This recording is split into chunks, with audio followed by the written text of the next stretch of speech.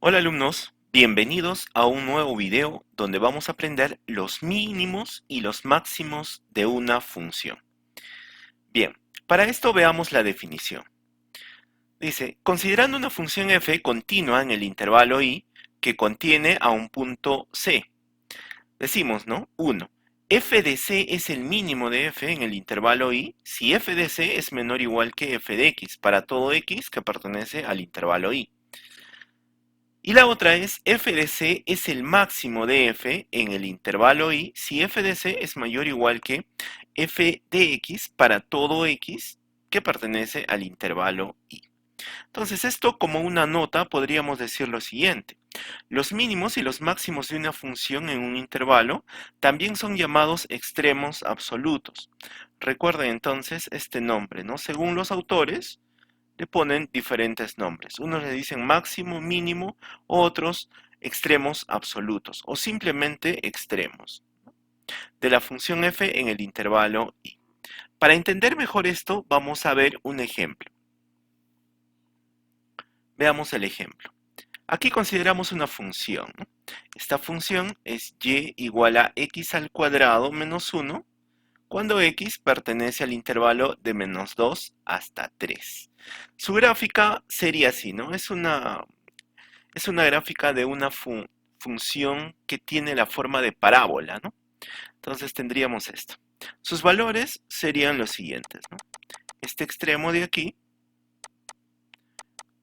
sería, ¿no? Si es que es menos 2, el valor menos 2 daría un valor de 3 por aquí, ¿no? Este punto entonces sería menos 2,3. Y ese otro punto sería cuando tenemos el extremo 3, ¿no? Aquí estaría 3. Entonces, si reemplazamos en la función, sería 3 al cuadrado menos 1, 8. Este valor sería entonces 8. Entonces, el punto que tenemos aquí es el 3,8. Entonces, aquí podemos observar que va a haber máximo y mínimo de la función. Por ejemplo, si nosotros analizamos toda la trayectoria de la función, vamos a observar un mínimo. Y ese mínimo va a estar aquí, ¿no? El mínimo. Y ese mínimo tendría el punto, este punto sería el 0, menos 1. Y este valor sería considerado el mínimo, ¿no? Este valor es el mínimo.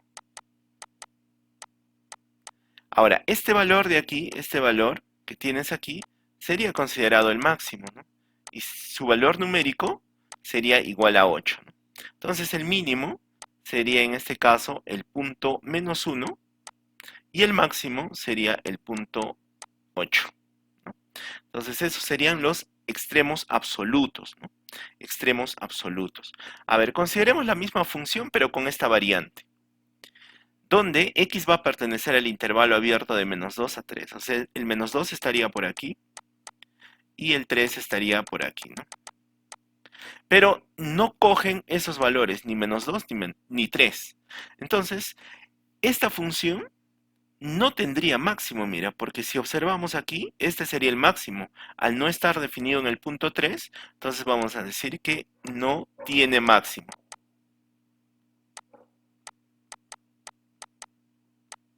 No tiene máximo. Pero sí tendría mínimo. Este sería el mínimo de la función, ¿no? Este valor sí sería el mínimo. Y como hemos visto en el otro gráfico, su valor sería el menos 1. Ahora veamos el otro punto, ¿no? La otra función. X al cuadrado menos 1 cuando x es diferente de 0. O sea, en el punto 0, en este punto 0 no está definida la función. Por eso es que está abierto. Pero dice que cuando x es igual a 0, aquí tendríamos un punto 2, ¿no? Este punto 2. O sea, sí, para esta otra función, sí estaría definida en el punto 0, ¿no? Y su valor sería 2. En este caso, lo que vamos a tener sí es un máximo, ¿no? Tiene máximo. Este valor sería el máximo. El máximo sería 8, ¿no? Cuando x es igual a 3. Este valor sería máximo. El máximo. Y el mínimo tendría que ser este, ¿no? Y al no estar definida, vamos a decir que no tiene mínimo. No tiene mínimo. Cuando hablo de máximo y de mínimo, estoy hablando del máximo absoluto y del mínimo absoluto, ¿no? Entonces ahora vamos a ver qué es un máximo relativo y qué es un mínimo relativo. Bien, acá tenemos esta definición, ¿no? Dice, si hay un intervalo abierto que contiene a C, en el cual f de C es máximo, entonces f de C recibe el nombre de máximo relativo.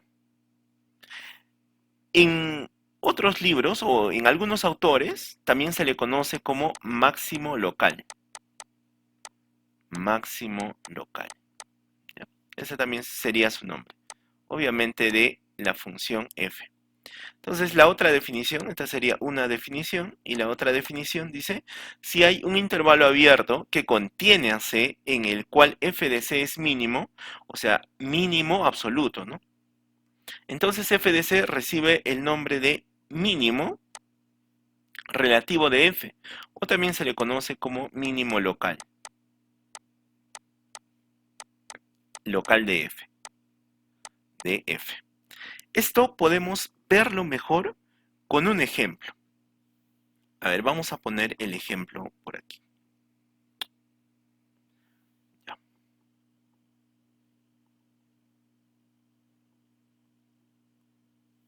Bien, aquí tenemos un ejemplo. Recuerda lo que habíamos dicho de máximo y de mínimo absoluto. Si te fijas bien en el gráfico, vas a observar que vamos a tener un máximo y un mínimo que sobresalen del resto, ¿no?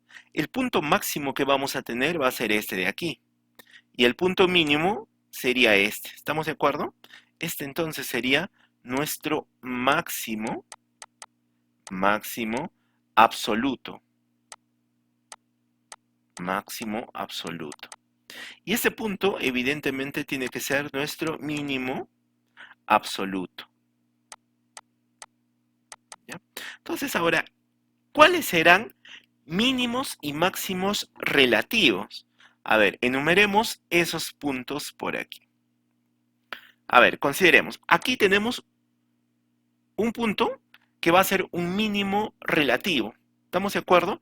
Porque en este punto que vamos a tener en el eje de las X, se puede construir un intervalo abierto, como nos dicen, ¿no? Acá se puede construir un intervalo abierto.